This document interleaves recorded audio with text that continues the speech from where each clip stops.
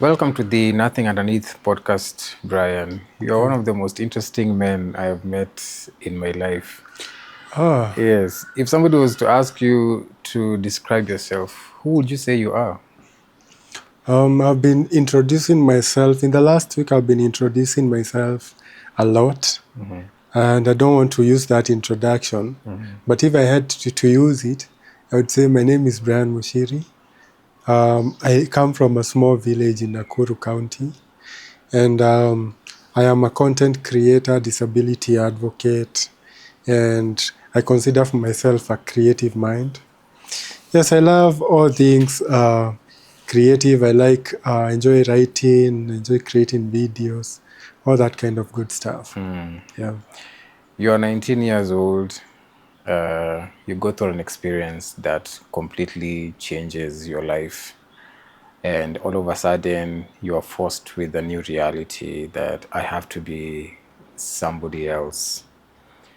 I'd like to know what it took for you to accept this is who I am now. I'm probably going to be confined to a wheelchair for a long, time. Yeah. And as it is for all of us, when you're growing up, if you are able-bodied, for example, you do not foresee yourself being disabled at all, right? So just about getting to your 20s, this big thing happens. There's a lot of grief because the people you are with there, some of them didn't make it out alive. You survived this crazy ordeal, right? And now you're at home. People are taking care of you. You can't take care of yourself the way they used to. There is pain involved. What was that like to accept this is the new me? Did you even accept it that easily? No, it wasn't. The road to acceptance wasn't as smooth for me. I had to go through a lot of. There's a song by Christian Courier. He says, oceans of emotions. I went through a lot of oceans of emotions before I could finally say that I actually am still in the process of acceptance. It's just that now I know the path that I'm supposed to be on, and it's easier now. So whenever I stray, I can get myself back. But when I was 19 and this happens, it was really tough to understand why and understand how I was going to get myself out of it. For a very long time, it felt like I was going to be stuck in that mindset of just not liking myself and not liking the situation that I was in, and a lot of bitterness. I don't know who it was directed towards, but I had a lot of bitterness in my heart. I just felt like my life was getting stuck while everybody else was moving on, and it was heartbreaking to say the least. But going back to your question, acceptance has been gradual. It has not been linear. It has been painful, and it has not come with all the answers. Yes. Yeah, acceptance is good, but it doesn't come with all the answers. You have to figure them out yourself sometimes. As you go, what would you say you're still struggling to accept, or you're still in the journey of accepting? What would I say? Are we talking about myself, Yes, or just the you. disability thing? Well, okay, however you want to answer that question. Yeah. Well, I was talking to my wife about this the other day, and it's patience. I have learned that I can be impatient. Yeah. So that is what I'm trying to figure out and trying to come to terms with. Yeah. Because patience is a strong virtue, is an important virtue, and I can't rush things. That cannot be the way that I live my life. And I cannot rush people because I don't want to be that guy that is known for rushing people all the time and killing the fun. So I want, at this point in my life, I am trying to give other people grace and practice patience to myself and to the rest of my people, of my friends and family. Your engagement was perhaps one of the most dazzling things that rocked the interwebs recently. Yeah. And of course, many people were really happy for you because this is not an everyday love story that we see, especially in public spaces. And there was a lot of support that you experienced. Like you were telling me off camera, you did not see it coming to happen that way in terms of the exposure that had, because you were just being Brian, living his own life, doing his own thing and everything. Maybe explain to me what that felt like, because of course, as somebody who, let's say, follows you on the social media platforms that you have, from an outsider's point of view, I could only think about good things that you experienced. I don't know if there were any challenges that came as a result of that kind of exposure.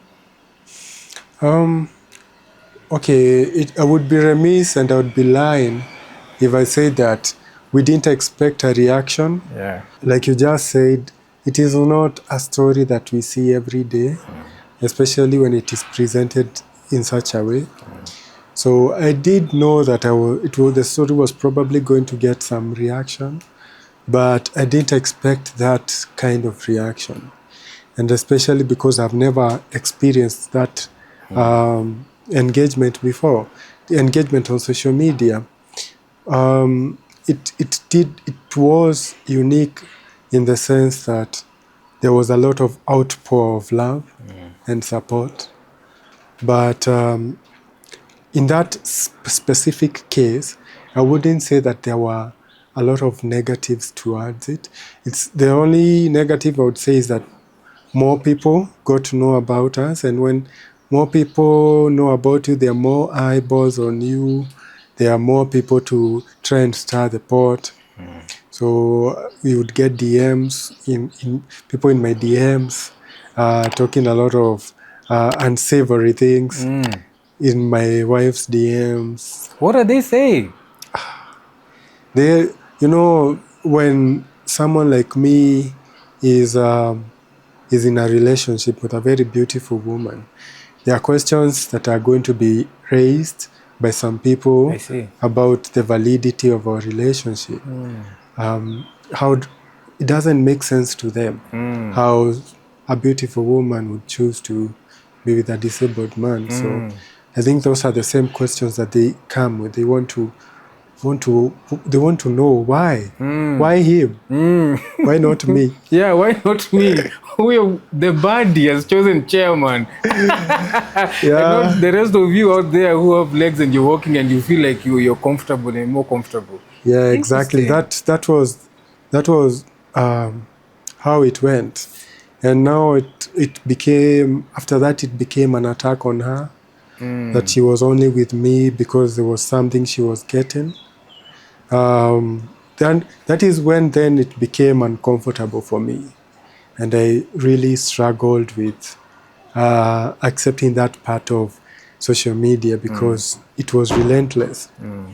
Like people constantly commenting, she's with you because of whatever it is they thought she was with me for.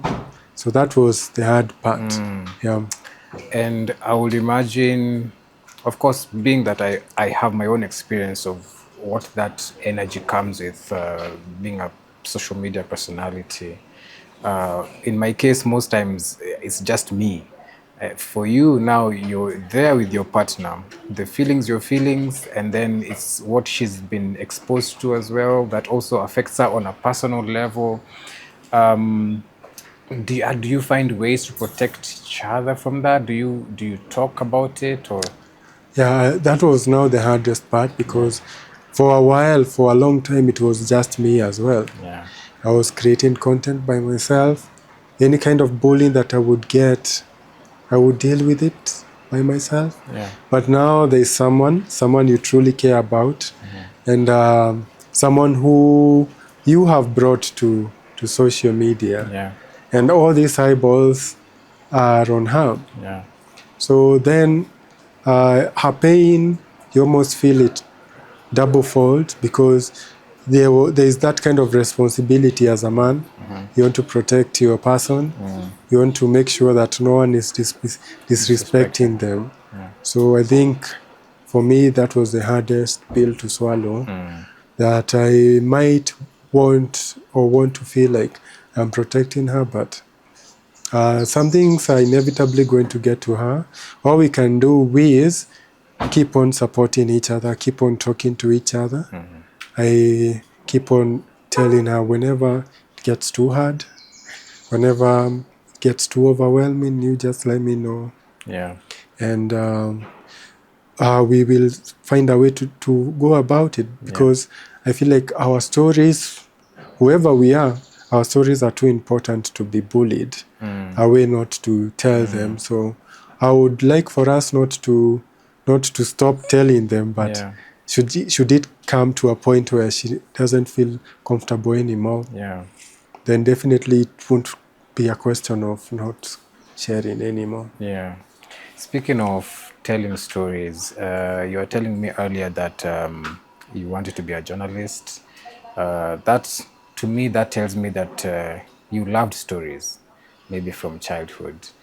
And I don't know if that is something you had already picked up by the time you were 19 as well. But it also makes me curious, because were you into social media before 19?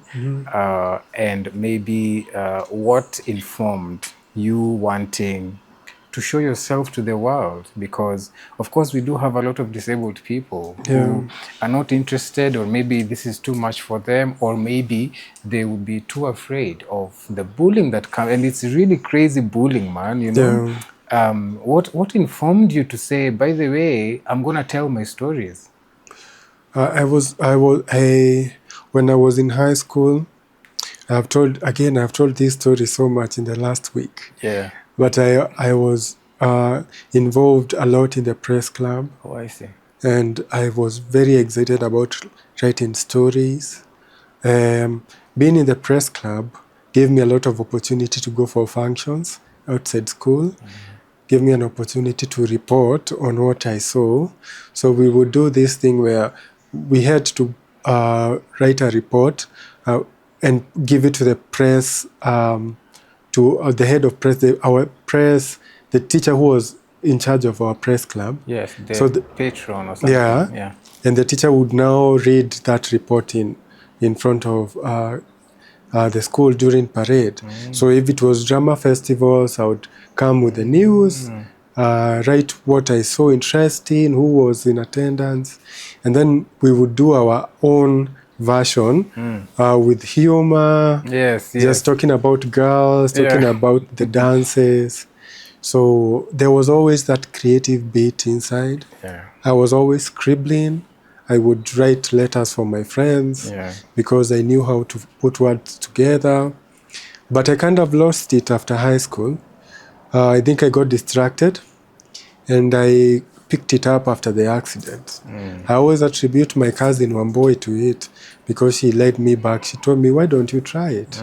So I started sharing my stories on Facebook. At the time, I remember I had like 150 followers. I started writing. No one was reading. It was hard to get any kind of engagement. And it remained that way for a long time. I think my Facebook only started growing maybe a year ago. Yeah, and since then it has grown exponentially. But my choice to share my experiences as a disabled person came after I saw the impact that other disabled people who are sharing their experiences had on me. They made me feel very proud of myself. They made me very informed. They made me realize that I wasn't alone. And life with a disability can feel quite lonely because you are always in the house. You don't get opportunity to meet other people outside because logistics are very difficult when you have a disability. So I had, of course, I have my own selfish reasons why I'm sharing because I want to grow channels. I want to work with people. You know, that is how you entice, or Definitely. that is how you welcome collaborations. You want to be one of those people who are successful on social media. So I do have my reasons, and those are some of them. But the core reasons for me is to just make disability not to feel like taboo, and make people comfortable and proud of themselves, the way that I have been influenced into feeling. Yeah. When it comes to relationships, if I take myself back to 19 years old, this is a boy who is maybe peak adolescence, and then you're getting into your 20s, still discovering yourself. Yeah, you're almost at your prime. Yeah, almost at your prime, if we could say that. And you have feelings and you have emotions, right? I don't know if you were dating before the accident, and whether your approach to relationships changed, maybe because of how you are seeing yourself with what happened, being that it definitely took time before you were accepting this is my new reality. But maybe even what I'm even more curious about was, did you ever see yourself falling in love? I feel like I said that at 19 it felt like I was at my prime, but at my prime physically. You know, as a young man, you feel like what makes you a man is your physique.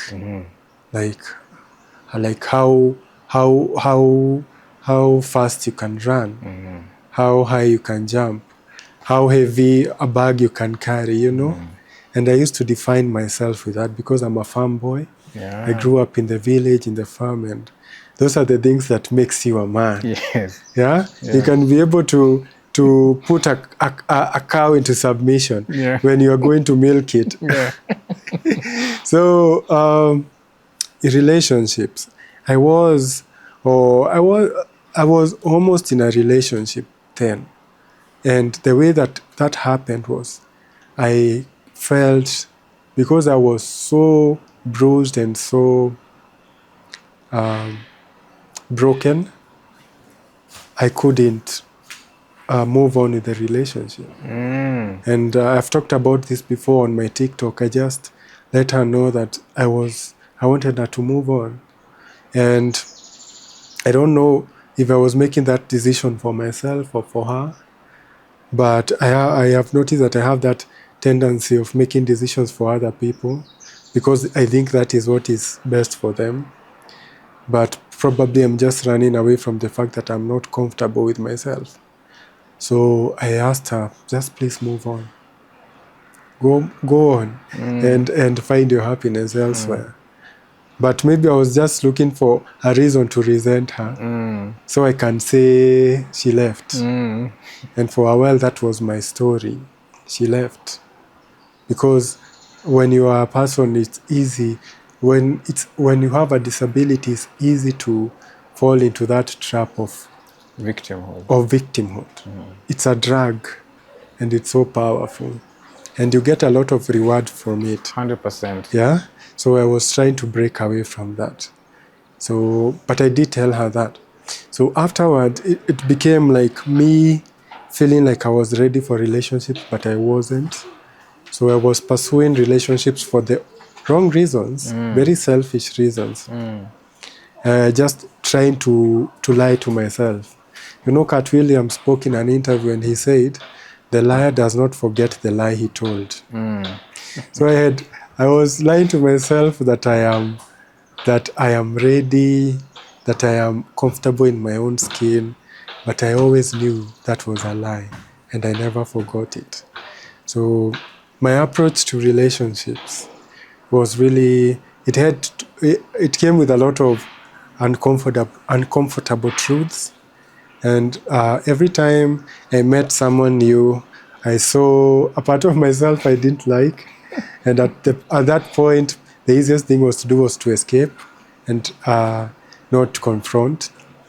I didn't think that I would fall in love, especially with the right person who would love me the way that I felt I needed to be loved. And I remember I spoke to my uncle sometime during Christmas, and I told him, I don't think I'll ever find someone. And he told me, maybe you're probably looking at the wrong places.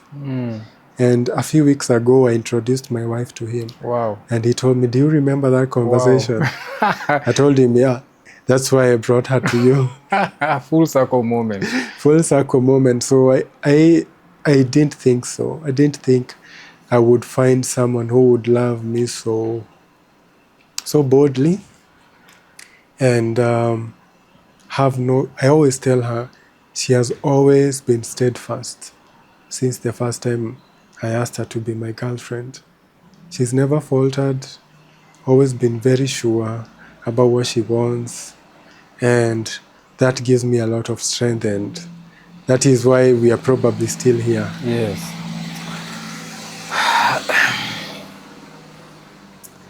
There are people I've talked to, and they tell me that when they met their partner, most times they say for the first time, I don't know if my cameraman today, Steve, felt it, but they say, I knew. The first time I met my partner, I knew this is the person for me. Was that a similar experience for you? I always, if I'm going to be truthful, Yeah. it didn't come that way. But I was moved. What I can say is I was moved by how sure she was. I never experienced that before. The issue was when I met my wife now, I was in a space where I was not very confident in myself. And at that point where you're almost afraid of taking that step, you just want to just keep floating without... Stay safe. Yeah, stay safe, yeah. But I knew that she was someone that I didn't want to lose. So I had to make that decision at some point. And I'm glad that when I finally made that decision, she was there to accept me, even though I had been afraid of making that leap in the beginning. And I just told her what I was thinking, and luckily the spark was still there. But so sometimes, you don't always get it right the first time. Yeah. And it's a lot of pressure to think that you have to get it Right. Yeah. So, but now I do know, I know that she's the one. Yeah. And it's not to paint our relationship or our love as rosy, because it's anything but. We do have a lot of good times, but just like any other couple, we have a lot that we have to think about, and a lot of challenges we face, unique challenges we face. And those are, that is just a spice of life, I would say. Yeah, the reason I asked that again is because when somebody like you has exposed himself like that, already there is a place where society keeps you. And so you become some kind of outlier as a result of you being almost an anomaly from how people perceive disabled people. Yeah. And then, you even have a partner, and it seems also perfect. Like, I wish it was me. I was seeing something, somebody put out a comment on TikTok and said, "Ati sasa ati Mungu usinipee wa kipara, nipe mwenye wako kwa wheelchair, you know. Yeah. It was so funny. Yeah. But then we mostly take away the human part of it, where you are also second guessing yourself as anybody else would be second guessing themselves. Probably even more. Yeah, probably even more. And it is important to separate. And I've been lucky that I'm able to separate the noise from social media and just sieve through it.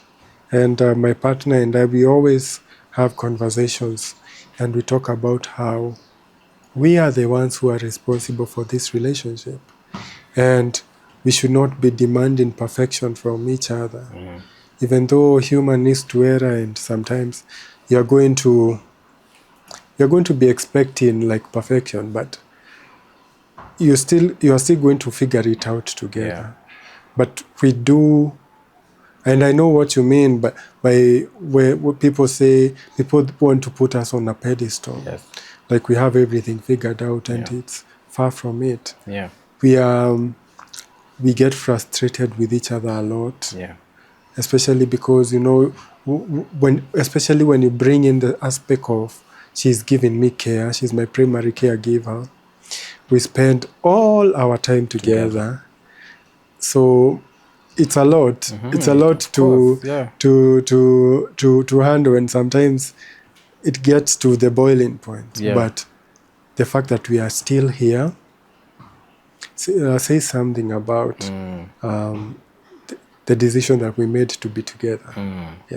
Well, I mean, even just from being around your space, I have seen that there's like a really high level of friendship that you people have. I wonder how, or if that has really spoken into building strong foundations for the relationship you have, because in the world today, in the dating world today, there is a lot going on, and we are growing up in a culture that has pedestalized romanticism or the idea of romance from what real human connection really is. What is that experience like for you? Is friendship the main thing you would say that keeps you guys glued together, or? Yeah, definitely. You have, when you peg your expectations to a romance, a fiery romance, then you're going to be disappointed real quick. That fizzles out after a short while. But having that friendship where you can have a sense of humor between you and have your inside jokes, I think that is very powerful. And for us, it has really worked because we are very different people in terms of our interests, but when it comes to, like, when we relate together as friends and as people who have chosen to be together, it feels like a very powerful experience for us. So I would say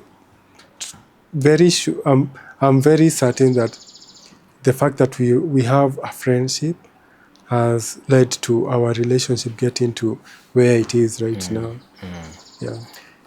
Two last points of conversation: masculinity and sex.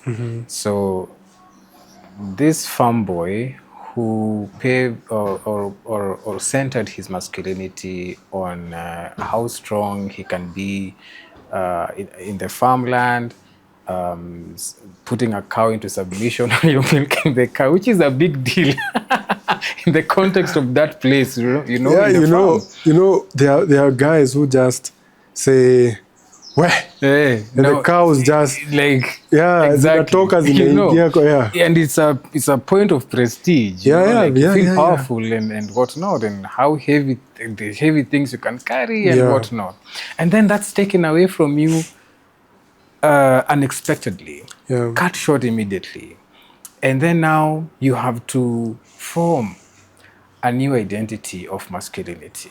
You're in a patriarchal culture, and people around you, there's a way they define masculinity, for example, right?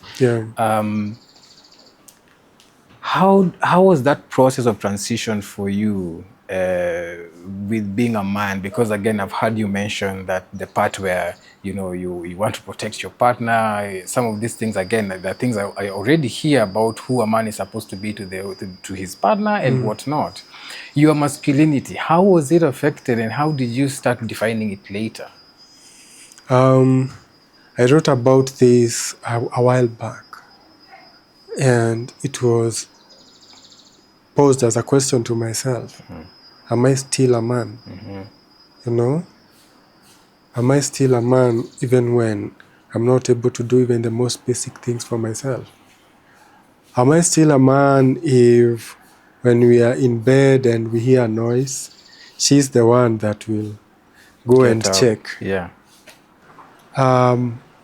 There was a lot of questions about my manhood and my masculinity.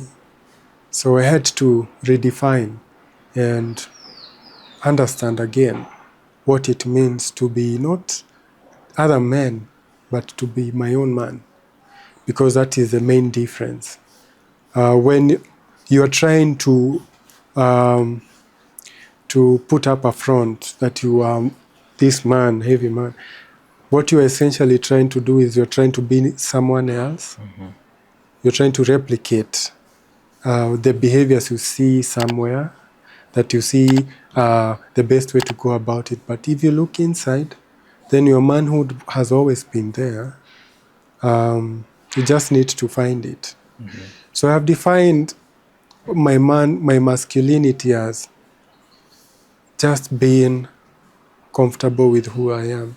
I think that has been the greatest decision that I've made so far. And not playing second fiddle to anyone, and not counting myself out. Because that is something that I used to do a lot. Every time I just count myself out. And people sense that kind of stuff and they feel it. And if they see that is how you treat yourself, that is how they are going to start treating you.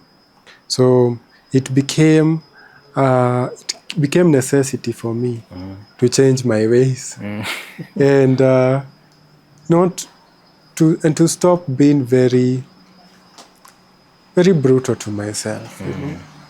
So sexuality. Yeah, so now the question about sexuality was you're quite sex positive, even publicly. Yeah.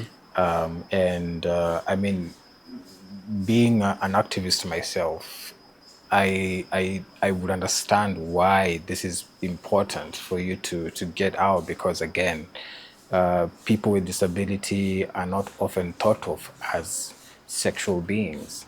But then you're also living in a culture where you are incredibly dehumanized because you're on a wheelchair. There's a very particular way people look at you and people like you, right? And speaking about your disability, for example, yes, I'm on a wheelchair, this is my reality, is one thing. But the sexuality part is an added situation in the context of our culture. Yeah. What is that like for you? Oh, man. Goes back to the question of masculinity. You think about what a woman would like, and you try to mold yourself into that. You dress nice. You speak a certain way when you're around women. You carry yourself differently when you want to woo a woman. Yeah. So when you have a disability, automatically you have a handicap. You can't, yes, it doesn't matter how nice you smell or how good you look. The wheelchair will always, like 9 times out of 10, it disqualifies you. Because even for the women, they have their own ideas of the man they want. And they say it proudly and loudly. I want a man who is tall, who is strong, who can be able to do all these things physically.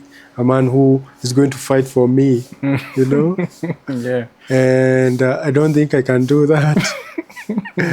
So it goes hand in hand with your sexuality. You have to really understand your limits and accept them. The limits that have your physical limits that have been brought about by your paralysis in my case. So being comfortable with my sexuality as a disabled person, I found it in rock bottom. I feel like sometimes you have to, you know how people find God when they are at their lowest, or they find their most pressing answers when they are at their lowest. I feel like that was the same case with me. I found acceptance through a lot of rejection and low self-esteem. At some point, it just came to me and I said, I'm just going to start talking about it positively.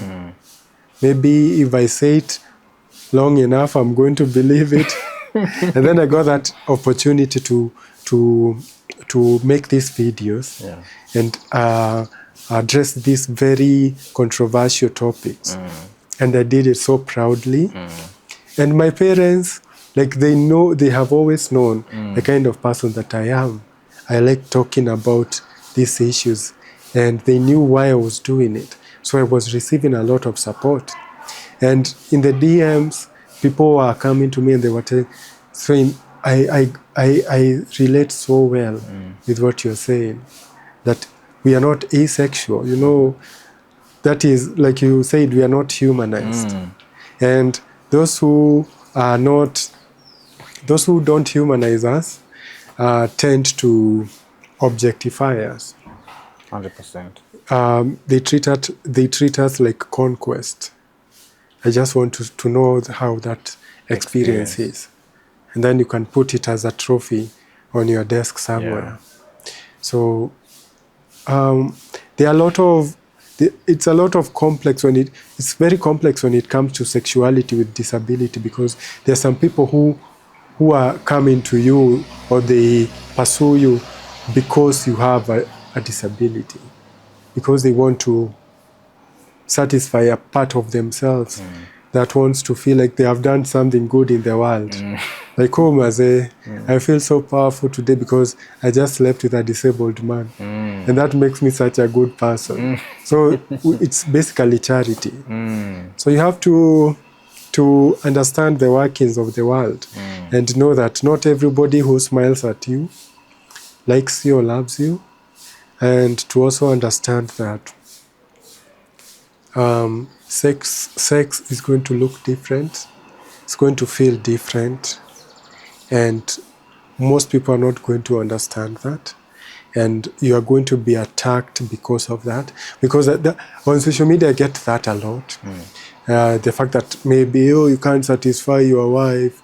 Oh, Nini, someone is definitely going to come and sweep and go run away with her. Atanigongea. You see, they are attacking my manhood, my masculinity, because they don't see me as a man. But I don't subscribe to that because I know what I can do. And it's no question that I wouldn't have like such a beautiful wife if I was lacking in a significant way in that area. So that is the kind of feedback that we get, because people expect you to be, we want this man. Yes. This is what we know is a man. Yes. You are not there yet. Yes. We have a lot to talk about, Brian. For today, we may have to end it here. But as we say goodbye today, in the last 2 weeks of your life, what is one thing that you'd say you've learned about you? The last 2 weeks of my life, something that I've learned about myself, that I am deeply flawed as a human, and the beauty of life is trying to understand how to become a better person for myself, and that will reflect to the people around me. So understanding that there are some really good parts about myself, undeniable, but I am also deeply flawed. and I'm not going to act like I have all the answers. Yeah. So the quest for me is to try and figure out how do I become the ideal or better than I am right now. Yeah. Thank you for sharing and your continuous, very generous vulnerability. Of course. Where do our people get you on your socials? Yeah, you can find me on Facebook, Brian Muchiri Waihenya. You can find me on TikTok, Brio_Wheels or Brian Muchiri. Or you can find me on TikTok as Brio_Wheels. Thank you. Or on YouTube, Brian Muchiri. Brian Muchiri. Asante sana. Thank you for this conversation. Thank you as well for making the trip here. Thank you to Steve as well. Yeah. It has been a good conversation. See you on the 26th. Thank you. Asante sana.